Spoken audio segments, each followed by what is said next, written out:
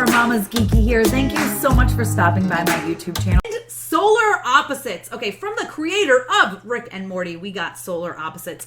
And I was worried, to be honest with you. Looks phenomenal. Excited about the trailer. I love Rick and Morty. But as soon as it started, I went, oh. I mean, you can immediately tell this is from the creator of Rick and Morty because it's very, very similar to Rick and Morty. The characters even have the crazy pupils in Rick and Morty, and you're kind of thinking, well, why did they do that? Was that necessary? But as it went on, and I forced myself, I said, okay, I am not going to compare it to Rick and Morty. I can't compare it to Rick and Morty. I just can't. Once I pushed that out of my head, and I just enjoyed it for what it was, I really enjoyed it. So if you don't know, Solar Opposites is about a family of aliens that have crash landed on Earth. They have a pupa, which is the cutest thing in the world. It's like their little baby. I don't know. And they carry it around and it usually goes off on its own adventures. And then there's the brother and sister who usually have their own adventure. And then there's Corvo and Terry who are like the parents. And they usually have their own adventure. So that's something I really like about it is you're not getting just like Rick and Morty and then maybe like Beth and Summer doing something or maybe Jerry doing something. You're getting like it's like a full-on sitcom. And episode to episode, you're getting more and more things that happen. Something I absolutely loved about this, my favorite part of this series, was the second to last episode. Okay, you can binge it all on Hulu now. I believe it's 8 episodes. It's on Hulu. But, so towards the beginning, I think it's even in the first episode, the boy...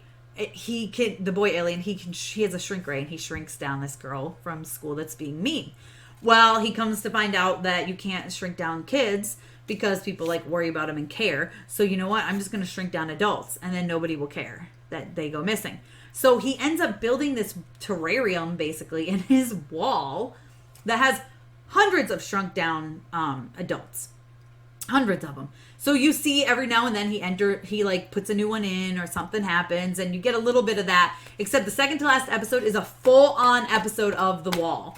And it is so good. My favorite part of the series is the stuff that goes on in The Wall. It's so good. I wish they would have just a series of that. I get that they don't and they probably would run out of stuff, but it's good.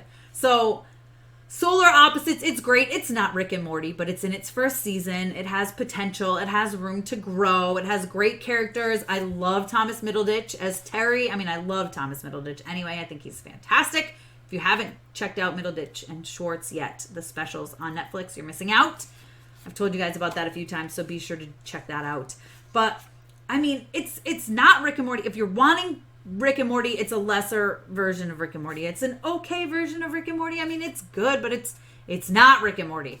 But it's still really good. I think there's great potential. Like I said, The Wall is my favorite part. I mean, I enjoyed the series as a whole. I think it gets better as it goes on, as with most first seasons. It's definitely worth a watch. I think it's worth a watch. So